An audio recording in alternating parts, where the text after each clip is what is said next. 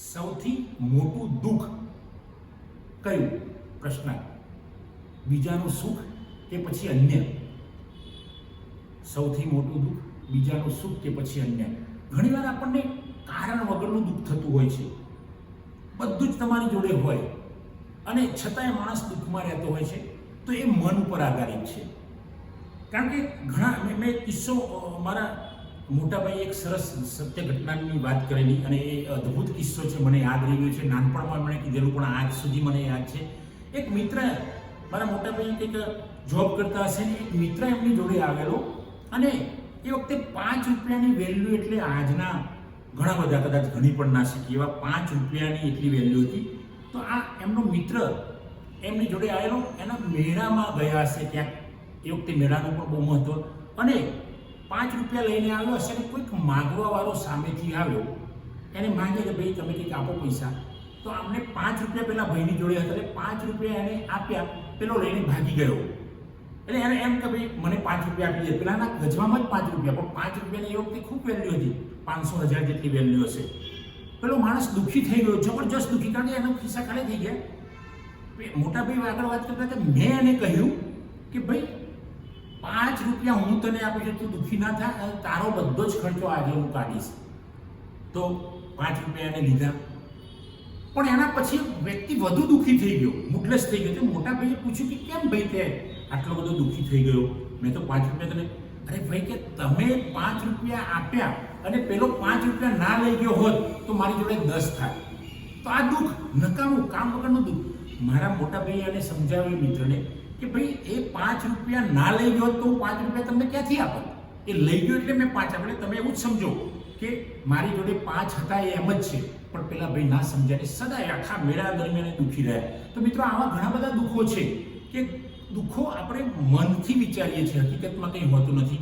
પણ જો પાછું એવું બનશે કે જો દુઃખી થતા હોય ને કંઈક એના કરતાં મોટું દુઃખ આવી જાય તો પેલું આપણને નાનું લાગે છે. કેમ કે માણસની માનસિકતા ઉપર આધાર છે.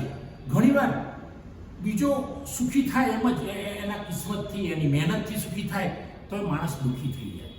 આ ઘણીવાર આપણે વિચારતા હોઈએ છીએ. તો સમાજમાં તમે ઓબ્ઝર્વેશન કરશો તો તમે જો કે તમારો ખાસ મિત્ર હોય, તમે બે જોડે ભણતા હોય અને જો એ મિત્ર ફેલ થઈ જાય ભણવામાં, તમે ધારો કે 12 સાયન્સમાં બંને જોડે છો, એક મિત્ર ફેલ થઈ જાય, તમારો ખાસ મિત્ર હોય, તમને બહુ દુઃખ થશે. ફરીથી એક્ઝામ આપીને પાસ થઈ ગયો, તમે બંને જીપીએસસી યુપીએસસીની પરીક્ષા આપો છો, જો પેલો ફેલ થયેલો મિત્ર છે એ જીપીએસસીમાં સિલેક્ટ થઈ જાય છે અને તમે નથી થતા, ત્યારે તમને બહુ દુઃખ થાય છે કે મારો મિત્ર સિલેક્ટ થઈ ગયો. પેલું દુઃખ તો હતું જ કે એ ફેલ થયો છે 12માં, એનું દુઃખ તો હતું જ, પણ આ સિલેક્ટ થયો એના કરતાં વધુ દુઃખ છે. તો આવા નકામા દુઃખો લઈને આપણે મગજ ઉપર, મનને ભાર આપીએ છીએ. તો હકીકતમાં ક્યારેક તો મનથી જ આપણને દુઃખ લાગે છે. બધી જગ્યાએ દુઃખ હોય એવું જરૂરી નથી. બધા દુઃખો હોય, દુઃખ હોય બધાને હોય, દુઃખ, નિરાશા, વેદના, આક્રંદ, રુદન બધાની પાસે હોય, બધાની પ્રમાણસર હોય. પણ અમુક દુઃખો એવા છે કે માણસ હાથે કરીને દુઃખી થાય છે અને બીજાનું સુખ જોઈને દુઃખી થાય છે. કારણ કે બીજાનું સુખ એ કદાચ તમને મળવાનું નથી તો દુઃખી થવાની ક્યાં જરૂર છે? અને કદાચ એ તમને દેખાય છે એ આનંદમાં રહે છે, પૈસા હોય, એની જોડે સમૃદ્ધતા હોય, તમને દેખાય છે, કદાચ એ વ્યક્તિ તમારા કરતાં પણ વધુ દુઃખી હોય માનસિક, તમને ક્યાં ખબર છે? એટલે બીજાનું સુખ જોઈને દુઃખી થવા કરતાં એની સાથે જઈને એના સુખની વાતો કરીશું તો આપણને પણ મજા આવશે અને આપણે પણ આનંદમાં રહીશું. એટલે મિત્રો દુઃખ એ ખરેખર ઘણીવાર તો માનસિક છે, વાસ્તવિક પણ હોય છે. કોઈ આપણા નજીકનું વ્યક્તિનું અવસાન થઈ જાય, અકસ્માત થાય તો આપણને દુઃખ લાગે, એ બરાબર છે, વાસ્તવિક દુઃખ છે.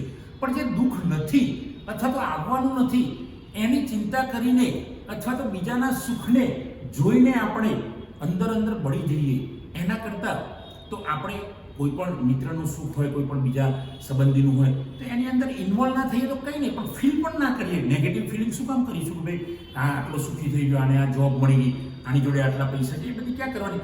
ઘણીવાર મિત્રો તમે ગમે તેટલી મહેનત કરશો પણ જે કુદરત, આપણે જેને કહીએ પરમ શક્તિ, એને બીજા અર્થમાં કહીએ તો કિસ્મત, તો કિસ્મત ઘણીવાર એવું ખુલી જતું હોય છે કે સામાન્ય માણસ ખૂબ સુખી થઈ જતો હોય છે અને ખૂબ સુખી માણસ એકદમ ગરીબ થઈ જતો છે. આ ઘણા કિસ્સાઓ આપણે જોઈએ છીએ સમાજમાં અને એ બધું આધારિત છે આપણા કિસ્મત ઉપર, મહેનત પર પણ ખરું, અને કોઈક શક્તિ અહીંયા કામ કરી રહી છે, પરમ શક્તિ કહીએ અને જેને સાયન્સ કહો, તમે ફિલોસોફી જે પણ કહો, આધ્યાત્મિકતા કહો, ધાર્મિકતા કહો, આવી કોઈક શક્તિ જે કામ કરી રહી છે એ એનું સંચાલન કરતી હશે એમ માનીને પણ આપણે આનંદમાં રહેવું જોઈએ.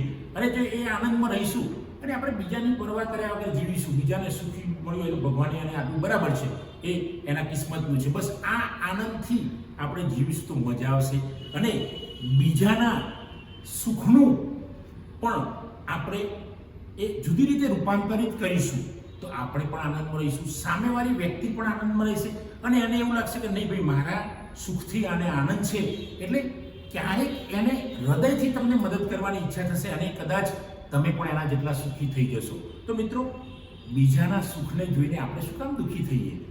બીજાની કોઈની મદદ મળી રહી હોય, મદદ બીજો કોઈ કરતો હશે તમને, તોય તમને ઈગો આવી જશે કે ભાઈ મારે આની મદદ ના જોઈએ, હું પણ ભાઈ જરૂર હોય ત્યારે મદદ લેવી જોઈએ, પાછા આપી દેવાના પૈસા હોય, કંઈ પણ વસ્તુ હોય તો.